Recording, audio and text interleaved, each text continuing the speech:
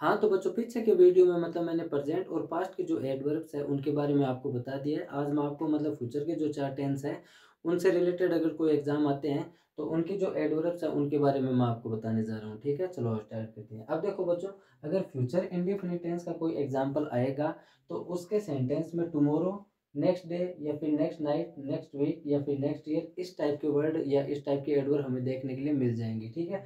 तो हमें क्या यूज़ करना है? विल या शैल और क्रिया का कौन सा रूप आएगा? फर्स्ट फॉर्म आएगा, ठीक है।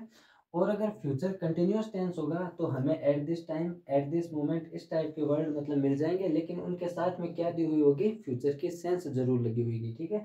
ये मैं इसका जब एग्जांपल मैं आपको बताऊंगा तब आपको और अच्छे से समझ में आ जाएगा। तो आपको क्या हेल्पिंग वर्ब यूज लेने हैं? विल बी और शैल बी, और क्रिया में आपको क्या लगाना है? आईएनजी लगाना है, ठीक है।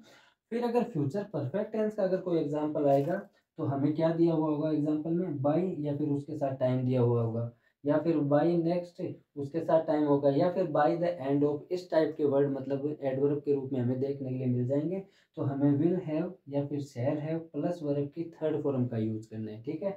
लास्ट तो एकदम इजी है, सिंस या फॉर, यानी अगर फ्यूचर परफेक्ट कंटिन्यूअस टेंस होगा तो उसमें हमें सिंस या फॉर प्लस टाइम दिया हुआ होगा, लेकिन उसके साथ क्या आएगी? फ्यूचर की सेंस आएगी, यानी इससे ऊपर के जो तीनों पार्ट टेंस हैं उनसे रिलेटेड कोई ना कोई मतलब एडवर्ब आपको मिल जाएगी, और उसके साथ हमें सिंस या फॉर उसके साथ टाइम दिया हुआ होगा, ठीक है।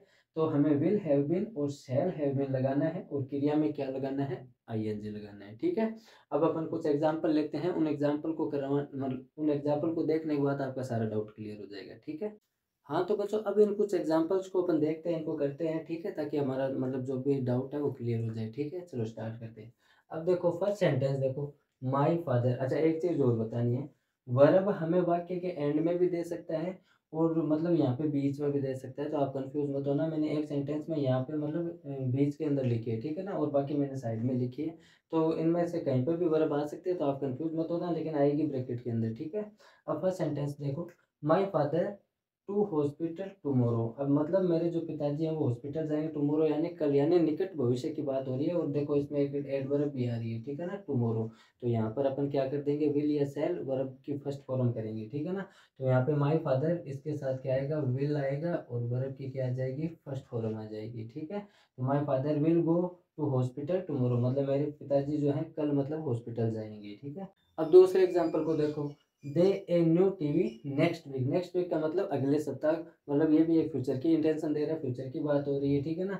तो यहाँ पे भी क्या आएगा? विल या शैल आएगा, तो दे के साथ अपन क्या लगाएंगे? विल, फिर क्या कर देंगे? वर्ब के फर्स्ट फॉर्म कर देंगे, यानी कि वाक्य क्या बनेगा? They will buy a new TV next week, यानी अगले सप्ताह वो एक नया टीवी खरीदेंगे, ठीक है। अगला एग्जाम्पल देखो, आई एट दिस टाइम। अब एट दिस टाइम जब आता है तो अपन क्या करते हैं? इज आर एम, क्रिया में आई एन जी लगाते हैं, लेकिन मैंने क्या बताया?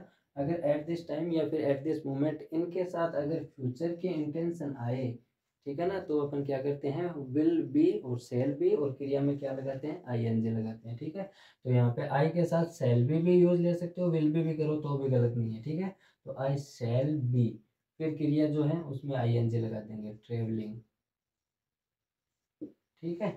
फिर ये एग्जांपल बना, यानी I shall be travelling at this time tomorrow, यानी मैं कल इस समय पर मतलब यात्रा कर रहा हूँ, ठीक है। अगला एग्जांपल देखो, आफ्टर डिनर, यानी खाने के बाद, वी एक क्रिकेट मैच। अभी मतलब ये एग्जांपल कैसे बनेगा? खाने के बाद हम एक मैच देख रहे होंगे, ठीक है, ये भी मतलब फ्यूचर कंटिन्यूअस होगा। तो यहाँ पे वी के साथ भी क्या आएगा? शैल आएगा, वी शैल बी वॉचिंग, ठीक है। आफ्टर डिनर यानी खाने के बाद, we shall be watching a cricket match, यानी खाने के बाद हम मतलब क्या कर रहे होंगे? एक क्रिकेट मैच देख रहे होंगे, ठीक है। अगला एग्जांपल देखो, my mother all the clothes by now, ठीक है ना। तो बाई आया तो मैंने बताया था ना, बाई या फिर बाई द एंड ऑफ, या बाई के साथ समय लगा हो, तो अपन will have shall have verb की थर्ड फॉर्म करते हैं, ठीक है। तो माय मदर के साथ क्या आ जाएगी? विल हैव, और वर्ब के ऊपर क्या लगा देंगे? थर्ड फॉर्म, यानी कि वॉश। तो ये एग्जाम्पल क्या बना? My mother will have washed all the clothes by now, मतलब मेरी माँ जो है वो कपड़े अब तक धो चुकी होगी, ठीक है। फिर अगला एग्जाम्पल देखो, she a lot of money, फिर से देखो बाई आया है और उसके साथ टाइम आया नेक्स्ट ईयर, ठीक है ना। तो यहाँ पर भी अपन विल हैव और शैल हैव वर्ब की थर्ड फॉर्म लगाएंगे, ठीक है।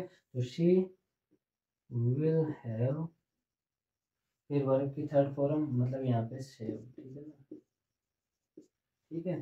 तो she will have saved a lot of money by the next year, यानी अगले साल तक वो मतलब कुछ पैसा मतलब बचा चुकी होगी, ठीक है, या सेव कर चुकी होगी।